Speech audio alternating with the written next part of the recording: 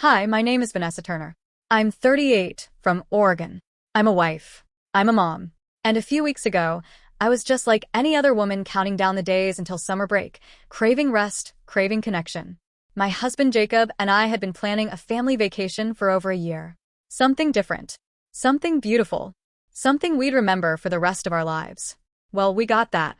Just not the way we expected. We decided on Fiji. It was Jacob's idea originally. He said, "Let's go somewhere warm. Somewhere blue." He'd seen photos of the beaches, that surreal, clear turquoise water, the soft white sand, the little wooden bungalows by the shore. It felt like a fantasy. And after the year we'd had, the stress, the distance between us, the way work had pulled us in every direction, we needed this. All three of us. Me, Jacob, and our 12-year-old daughter, Stacy. We landed in Fiji on a hot, glowing morning. I remember stepping off the plane and just breathing deeply. The air smelled like salt and hibiscus, and everything felt slower, easier. Stacy was already bouncing with excitement, practically dragging her suitcase down the little path to the resort shuttle. She looked so alive. Her long dark hair stuck to her neck in the heat, and she kept laughing about the humidity, saying her hair felt like a wet sponge. I hadn't seen her that happy in months. The hotel was a dream. I mean, they greeted us with fresh juice and flowers. Our room had a view of the ocean so perfect it didn't even look real. You could see every layer of color in the water, pale blue, then deep blue, then that shadowy line where the reef began. I remember sitting on the edge of the bed while Jacob unpacked and thinking, God, this is what peace feels like. The first day was simple. We stayed near the resort, swam a little, walked along the shore, ate dinner under string lights while someone played guitar. Jacob and I even held hands. Not in a forced way, but in that old, comfortable way we hadn't touched each other in a long time. And Stacy? She was everywhere, chasing little crabs on the sand, collecting shells, taking pictures of everything. She's always been curious. The kind of kid who asks a million questions and still wants to know more. That night, as we lay in bed, she came padding in with her blanket and said she couldn't sleep. The sounds of the ocean were too loud. She climbed in between us and whispered, "Can we do something big tomorrow? Something we'll remember." Jacob and I smiled at each other over her head, and I said, "How about a boat ride?" It was the perfect idea. The next morning, we rented a small yacht, not too big, nothing fancy, just something safe and private. There was a young local guy who helped us with the gear, showed Jacob how to handle the steering, and told us the best spots to anchor for swimming. The weather was unreal, the kind of clear sky that doesn't even have a hint of white in it. Just endless, blinding blue. As we pulled away from the shore, I felt something shift in me. Maybe it was the breeze or the way the sun shimmered off the waves, but it was like my body finally caught up to my mind, like I was here. Not in a meeting. Not checking emails. Not worrying about groceries or bills or school. I was just a woman on a boat with her family, smiling at nothing. We sailed for about an hour before dropping anchor near a quiet reef. The water, there was so clear you could see fish darting below the surface. Stacy immediately slipped on her snorkel gear and jumped in, shrieking from the cold, then laughing hysterically. Jacob lowered the ladder for her, and she clung to it for a second before diving back under. I sat on the edge of the yacht with my feet in the water, watching her. She looked so small out there, but so fearless. At one point she popped up and shouted, "Mom, I think I found something." I didn't take it seriously. Kids always think they've found treasure when it's just a rock shaped like a heart or an old bottle cap. But she sounded excited, really excited. She paddled over, holding something in her hand, and when she got close enough, I saw it. A glass bottle. Old, dark, kind of greenish-brown. The kind you'd expect to see in a pirate movie. Covered in slime and little bits of coral. "What is that?" I asked, leaning in. "I don't know. It was stuck under some rocks," she said, eyes wide. "There's something inside." She held it out to Jacob, who took it carefully and turned it over in his hands. It was sealed with some kind of wax or resin, completely intact. Inside, there was no paper, no scroll or map. Instead, there was a faint gray powder clinging to the inside walls. Just floating there, like dust. I felt my stomach twist a little. Not because I knew what it was, of course I didn't, but because something about it felt wrong. Out of place. Like it didn't belong in a happy moment. "Let's not open it, okay?" I said gently. Could be dangerous. Might be some kind of chemical. But Stacy was already reaching for it again. I just want to look closer. And then it happened. Her fingers slipped on the wet glass. The bottle shattered against the metal ladder. Everything slowed down. I remember hearing the crack, the sharp intake of breath from Jacob, and then Stacy's scream. There was blood. Tiny shards had sliced across her palm, and she was crying, trying to hold it closed. But what terrified me most wasn't the wound. It was the strange mist that had puffed out from the broken bottle. A tiny gray cloud. Almost invisible. Gone in seconds. But I saw it. I felt it. Something inside me froze. We got her on board. Jacob wrapped her hand with one of our towels. She was still crying, but it was more from shock than pain. The cut didn't look deep, but she kept saying her head hurt. She felt dizzy. Cold. We didn't wait. Jacob started the engine and turned us back toward the island.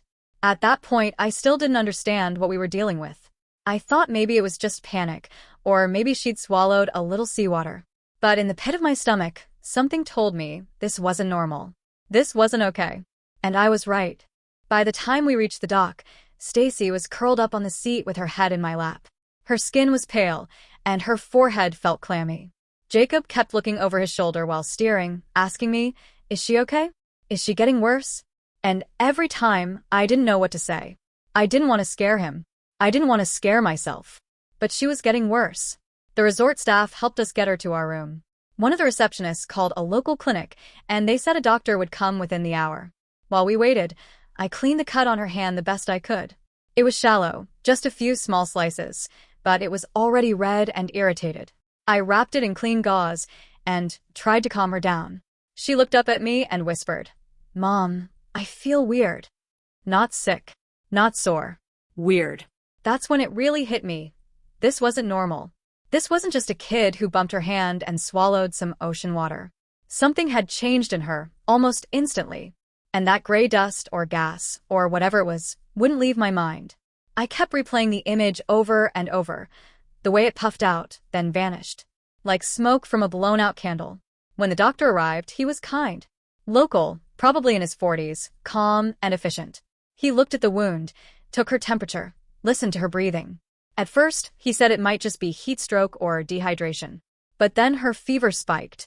And that's when he paused. He stepped out of the room to make a call. I could hear him through the thin wooden wall, speaking in fast, low Fijian, and when he came back in, his face had changed. He asked us if we'd seen anything unusual in the water. Jacob and I looked at each other, and I told him everything. About the bottle, the dust, the cut. The doctor didn't say anything for a moment. Then he looked at Stacy and told us, very quietly, that he was going to arrange for her to be transferred to the main hospital in Suva, on the larger island. He said they needed to run blood tests. Out of an abundance of caution, he said. But I saw it in his eyes. He wasn't just being cautious. He was worried. Jacob asked what he thought it could be, but the doctor just shook his head. Unusual contaminants, he said. Possibly biological. Possibly old. Old? That word rattled around in my head for hours. We packed a small bag and boarded a small medical transport boat that evening. It was fast, loud, and cold. Stacy had fallen asleep, or passed out, I wasn't sure. She was burning up, even wrapped in a blanket. Jacob held her head against his chest, staring straight ahead, not saying a word. When we reached the hospital, things moved quickly. Blood samples, for fluids isolation. They put her in a private room with glass doors. Nurses came in wearing masks and gloves.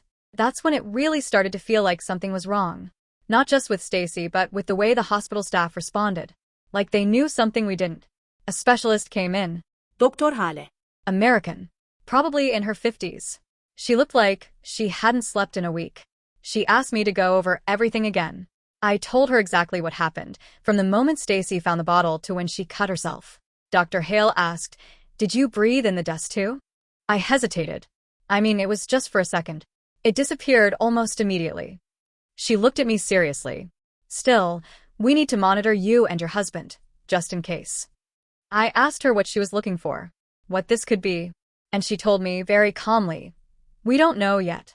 But the sample we took from your daughter's blood is showing markers we haven't seen in decades." I felt everything drop inside me. Decades. I repeated. She nodded. "It resembles an old strain of smallpox. Something we thought was eradicated long ago. But this isn't exactly smallpox. Not the kind we've documented. It's older, more primitive, maybe even engineered to survive long-term in sealed environments.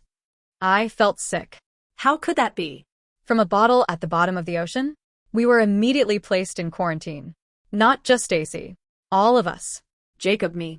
They moved us to another part of the hospital, in a sealed-off area.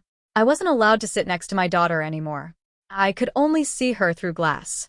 She was awake for brief moments, but weak. Too weak to even sit up. She looked at me through the window and whispered, "Mom, I'm scared." I pressed my hand to the glass and told her, "I'm right here. I'm not going anywhere." But inside, I was unraveling. I couldn't sleep. Couldn't eat. Jacob tried to stay strong, but he started losing it too, yelling at doctors, demanding answers. He hated being helpless. I hated it more. I kept thinking this was my idea. I wanted this trip. I said yes to the boat. I let her swim off alone. I let her touch that bottle. The guilt became unbearable. Dr. Hale came back the next morning with news. They confirmed Stacy had been exposed to a viable strain of virus, a mutated form, possibly pre-eradication, possibly from before we even had full records. They were still running genome tests to confirm its origin. But there was no question. It was real. It was alive. And it had been inside that bottle. She said, "We believe that bottle may have been some sort of sealed container, either experimental or accidental. It likely sank decades ago. And your daughter was the first to open it." The weight of her words almost crushed me. I asked her, "What now? What happens to her?" Dr. Hale looked at me for a long moment. Then she said, "We don't know yet, but we're going to do everything we can." And I just nodded, because I couldn't cry anymore. I was already empty. We had come looking for paradise. And we found something ancient instead. Something deadly. They moved us to a government facility the next morning. Not a hospital. Not a hotel. A secure medical building outside Suva, hidden behind fences, surrounded by armed guards, and completely locked down. They said it was for containment. That word made my heart drop. It didn't feel like a precaution anymore. It felt like we were part of something much bigger and way more dangerous than they wanted to admit. We were kept in separate rooms. Stacy stayed in a fully isolated unit. I could only see her through 2 layers of glass now. Jacob and I were tested every 6 hours. Blood, saliva, temperature, oxygen levels. We were monitored constantly, even while we slept. No one ever said the word outbreak. But they didn't have to. The first night in the facility, I didn't sleep at all. I lay on the stiff hospital cot, listening to the machines hum through the wall, and watching the red light on the security camera blink. The air smelled like disinfectant.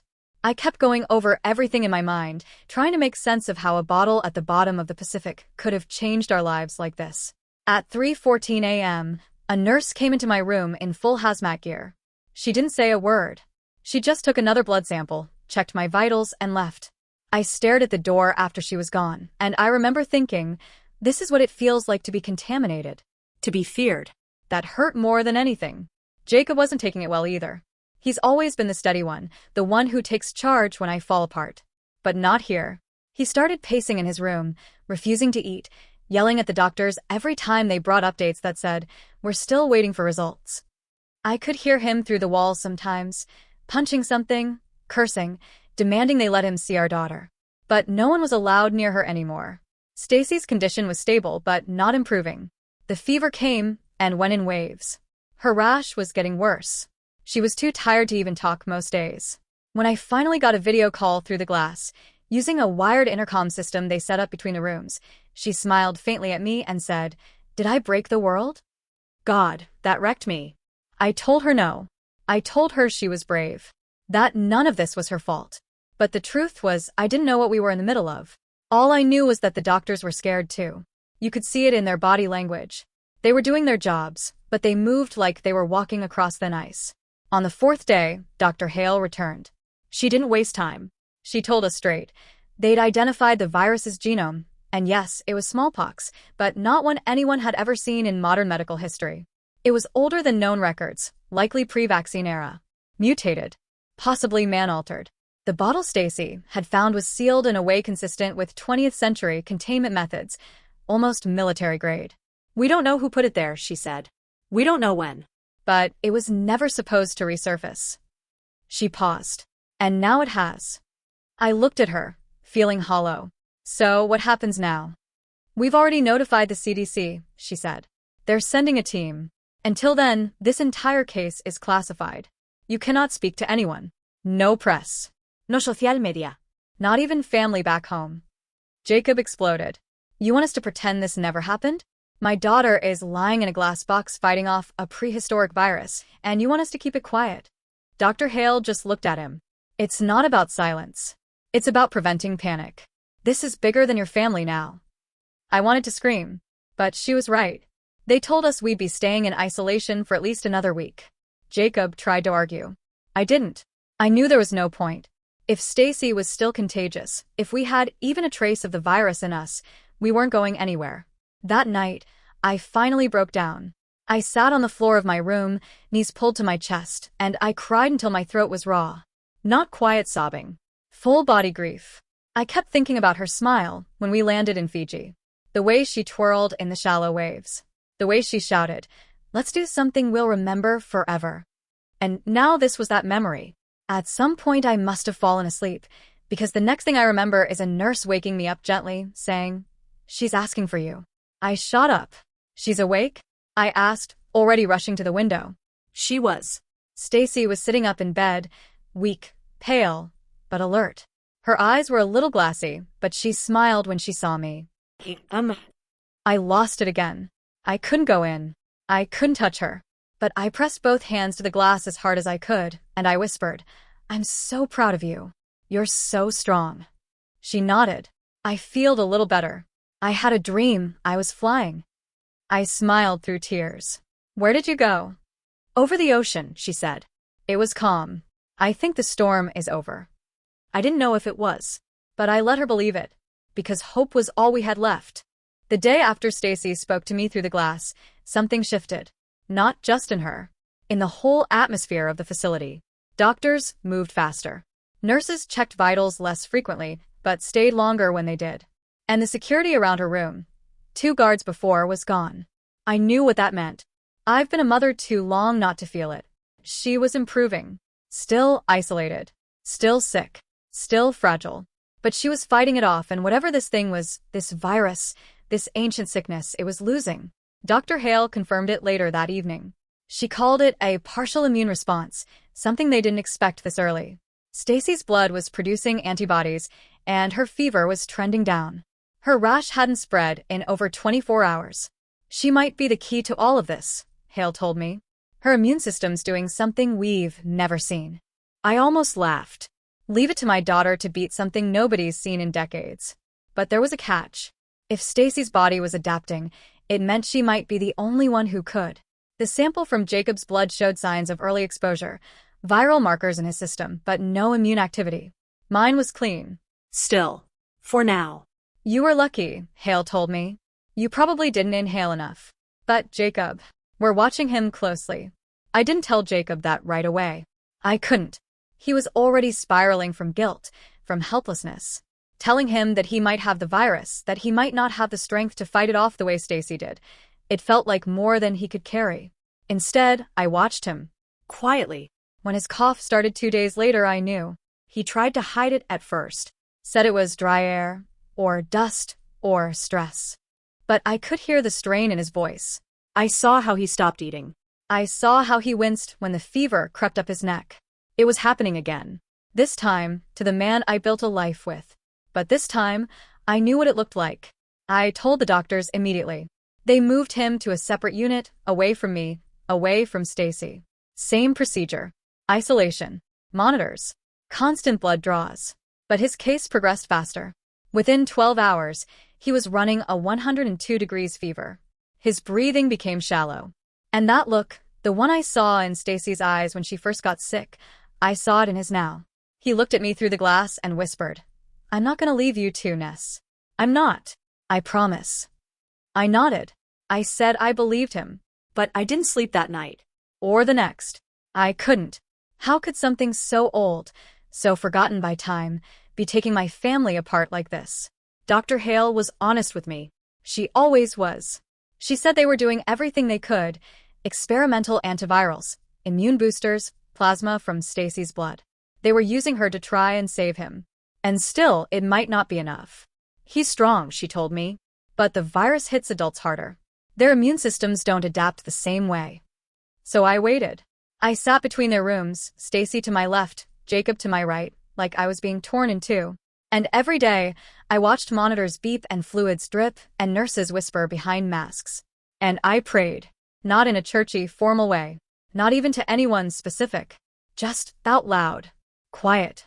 Raw. Please. Not both of them. Please don't take both. It was like living underwater. Every sound muffled. Every second stretched. But then on the seventh night, something changed. Jacob opened his eyes. Really opened them. Not in a fever haze. Not in a panic. Just clear. Awake. Breathing on his own. He looked at me through the glass and mouthed, "I'm still here." I pressed my hand to the barrier and broke into tears. They weren't out of danger yet.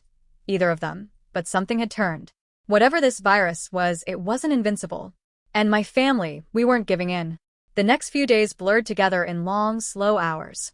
Stacy regained her strength in small pieces, sitting up, eating real food, laughing quietly at the nurses' jokes. Jacob's recovery was slower, more painful. He had to relearn how to stand without shaking. But he did it. Bit by bit. Eventually, the doctors said we were no longer infectious. They moved us into the same room finally. It was the first time I touched my daughter in nearly 3 weeks. I held her for so long. She fell asleep on my chest like she used to when she was 5. Her hair smelled like antiseptic and lemon soap, and I didn't care. I would have held her forever. Jacob sat beside us, one hand on her back, the other in mine. His grip was weaker than I remembered. But it was real. We were still here. Still breathing. But the world outside was changing. The CDC team had arrived. Quiet men in suits. No names. No smiles. Just data sheets, maps, reports. They questioned us separately. Multiple times. How deep was the bottle? Did we see any markings? Did we open anything else? They weren't interested in the human part of the story. Just the origin. Just the threat. Eventually, we were told we'd be returning to the States under special clearance. No media. No exposure. Not even our flight plan was public. They said they'd handle the narrative. I wanted to scream. We nearly died, and now we were being told to disappear. But what could we do? This wasn't just our story anymore. It was global. They let me speak to Dr. Hale one last time before we left. I asked her, "Is this going to happen again? Is there more out there like that?" She didn't lie. "Yes," she said. "The ocean hides things we've forgotten, and sometimes it gives them back." We landed in California just after midnight. Private airstrip. No customs, no photos, no questions. There were 2 black SUVs waiting for us. One for my family, one for the agents. We weren't told where we were going exactly, just that we'd be under observation for a short time before reintegrating.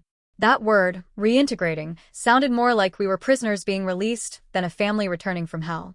They drove us to a gated facility in the foothills north of LA. Not as sterile as the last one. This place looked more like a resort. Clean rooms, sunlight, windows that opened. But it wasn't freedom. We still had guards, medical staff, and daily check-ins. Every morning someone in a suit knocked on our door and asked the same things. Any symptoms, any dreams, any changes. Jacob hated it. Stacy was too tired to care. And me? I was just waiting for the other shoe to drop. Because I knew something was coming. You don't walk through fire and come out the same. And we'd been in it. The kind of fire that burns quietly under the surface. The kind you only see when it's already too late. Stacy was the first to start having the dreams. They weren't nightmares. Not exactly. She said they were more like memories that didn't belong to her. She'd wake up in the middle of the night and whisper things like, "There were horses in the street and men in masks." The windows were boarded up. I could hear coughing through the walls. At first, we thought it was trauma. She'd been through too much. Her brain was processing it in strange ways. But then Jacob started dreaming too. And what he described was the same. Different details, same setting. Same time period. Like they were both reliving something from 100 years ago. I didn't say anything for a while. Not until I had the dream, too. Mine was different. I was standing in a long hallway, wooden floors, oil lamps, the smell of kerosene and bleach. I was holding a child's hand. Not Stacy. Someone else. And I kept whispering, "Don't let go. Don't let go. Don't let go. I woke up gasping. And I finally told the doctors. They didn't look surprised. That scared me more than the dreams themselves. They called it viral memory transfer, some new theory and proven untested. They said exposure to the ancient virus might have triggered neural echo patterns. Basically, the sickness carried pieces of its own history. We weren't just infected. We were haunted. Jacob was furious. He accused them of hiding it. They didn't deny it, just kept saying it was still being studied. That phrase became their answer to everything.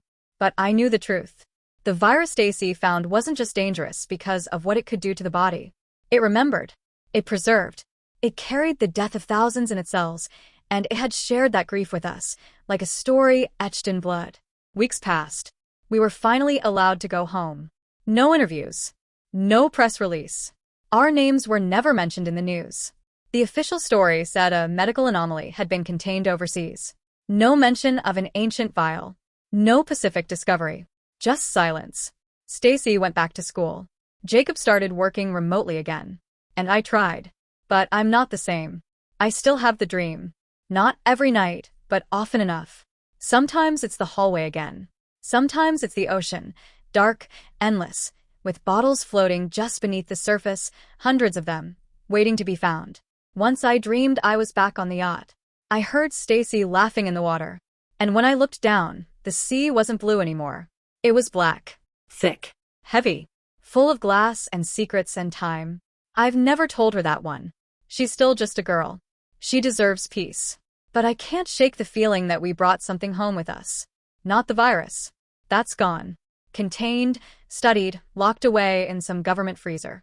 I mean the weight of it. The memory. The knowing. Every time I see the ocean now, I feel a chill crawl up my spine. Because I used to see it as beautiful. Pure. A place for laughter and sunshine. Now I see it for what it really is. A graveyard of forgotten things. And the worst part? We aren't the first to disturb it. And we definitely won't be the last.